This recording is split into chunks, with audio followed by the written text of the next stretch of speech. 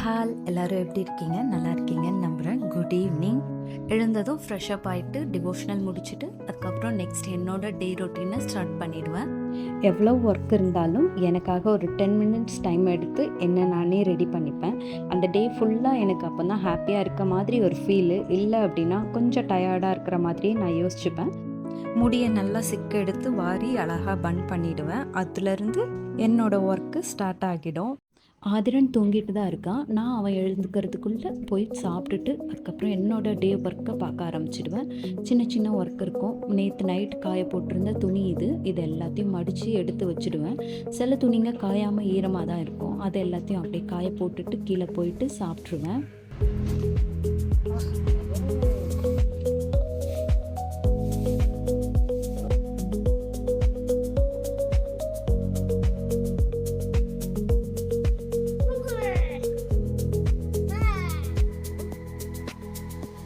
எழுந்துட்டான். அவனை அப்படியே ஃப்ரெஷ்அப் பண்ண வச்சுட்டு அப்படியே மார்னிங் அவனுக்கு ஃபுட்டும் கொடுத்தாச்சு. கொடுத்துட்டு அப்படியே மார்க்கெட் தான் நாங்கள் கிளம்பிட்டோம்.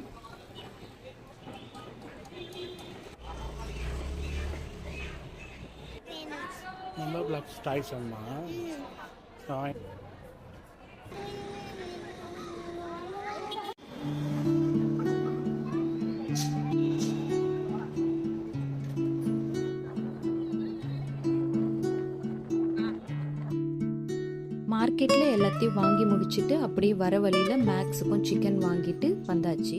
வர வழியில் வெள்ளரி பிஞ்சு விற்றுட்டு இருந்தாங்க. அதை அப்படியே வாங்கிட்டு வந்து மேக்ஸுக்கும் கொடுத்துட்டு நானும் சாப்பிட்டுட்டு கொஞ்சம் நேரம் ரிலாக்ஸ் பண்ணிகிட்டு இருந்தேன்.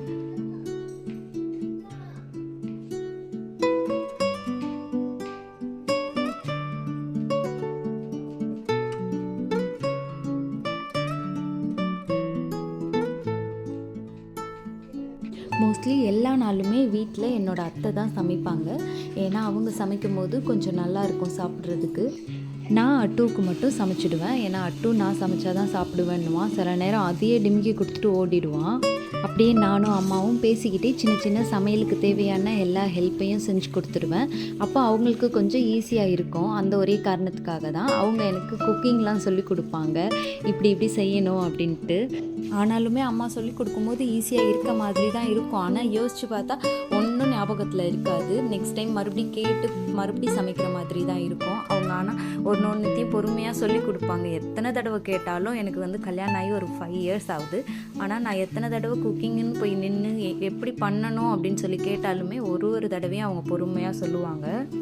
இப்போ செஞ்சிட்ருக்கிறது சிக்கன் குழம்பு தான். சிக்கன் குழம்புன்றதால எல்லாருக்குமே ஆப்வியஸாக தெரிஞ்சிருக்கும் எப்படி பண்ணணும் அப்படின்ட்டு.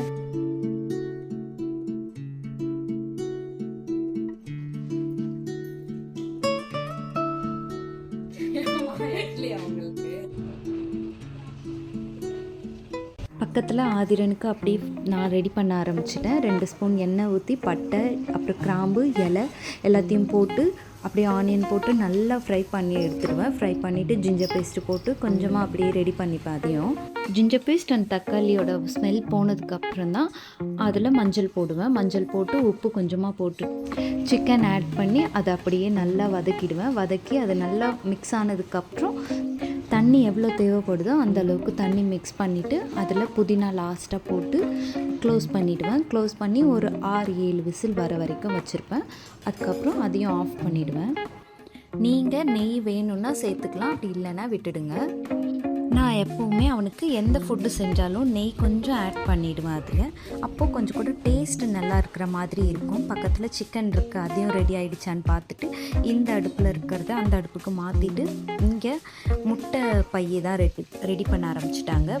கொஞ்சமாக வெங்காயம் போட்டு அதில் இலை கொஞ்சம் போட்டு கிராம்பு அதுக்கப்புறம் பட்டை கொஞ்சமாக போட்டுட்டாங்க. தேவையான அளவுக்கு பட்டை போட்டால் போதும், இல்லைனா ஸ்மெல் அடிக்கும். மஞ்சள் வந்து ஆனியன் வதங்கும் போதே மஞ்சள் கொஞ்சமாக போட்டுடுங்க. மஞ்சள் போட்டுட்டு ப்ளஸ் வந்து பக்கத்தில் தக்காளியை கரைச்சி தான் எடுப்பாங்க, அரைக்க மாட்டாங்க இதுக்கு தக்காளி. கொஞ்சமாக ஜிஞ்சர் பேஸ்ட் போட்டு ஜிஞ்சர் பேஸ்ட் ரெடி ஆகிற வரைக்கும் நல்லா வதக்கிக்கோங்க. அதில் அப்புறம் மசாலா சேர்த்துடுங்க. ஏன்னா மசாலா சேர்க்கும் போது கொஞ்சம் கூட நல்லா ஃப்ளேவர் தரும், அதுக்காக தான். அதுக்கப்புறம் தக்காளி போட்டு தக்காளி நல்லா வதங்குற வரைக்கும், தக்காளியோட ஸ்மெல் போகிற வரைக்கும் நல்லா வதக்கிட்டு உப்பு கொஞ்சமாக ஆட் பண்ணிக்கோங்க. உப்பு ஆட் பண்ணி கொஞ்சம் நேரம் கழித்து முட்டை பையை போட்டு முட்டையை மூடி வைக்காமல் அப்படியே ஓப்பன்லேயே வச்சுடுங்க. அது கொஞ்சம் நேரம் பாயில் ஆனதுக்கப்புறம் முட்டை தனியாக தெரியும். அந்த டைமில் மூடி போட்டு அதை க்ளோஸ் பண்ணி வச்சுடுங்க. அவ்வளோதான், முடிஞ்சிடும் டிஷ்ஷு. அவ்வளோதான், லன்ச் முடியறதுக்கே மணி 2 ஆயிடுச்சு. நாங்கள் அப்படியே உட்காந்துட்டோம் சாப்பிட்றதுக்கு. சாப்பிட்டு முடிச்சுட்டு என்னோடய ஹஸ்பண்ட் கிளம்பிட்டார் வேலைக்கு. அட்டு சாப்பிட்டு முடிச்சுட்டு கொஞ்சம் நேரம் விளையாண்டுட்டு இருந்தான். அவன் விளையாடுற வரைக்கும் நான் ரெஸ்ட் எடுத்தேன். அவன் ரெஸ்ட் எடுத்து முடிச்சுட்டு குளிக்கிறேன்னு சொன்னோன்னே குளிப்பாட்டி விட்டு அவனையும் ரெடி பண்ணி விட்டாச்சு. அப்படியே ட்ரெஸ்லாம் போட்டு விட்டுட்டேன். தலை ஈரமாக இருந்ததால் டவல் வச்சு நல்லா துடைச்சி எடுத்துகிட்டு அதுக்கப்புறம் ட்ரையர் வச்சு கொஞ்சமாக லைட்டாக அந்த உச்சியில் மட்டும் காட்டி எடுத்துருவேன். அது ஹீட்டில் காட்ட மாட்டேன், கூலிங்கில் வச்சு தான் காட்டுவேன்.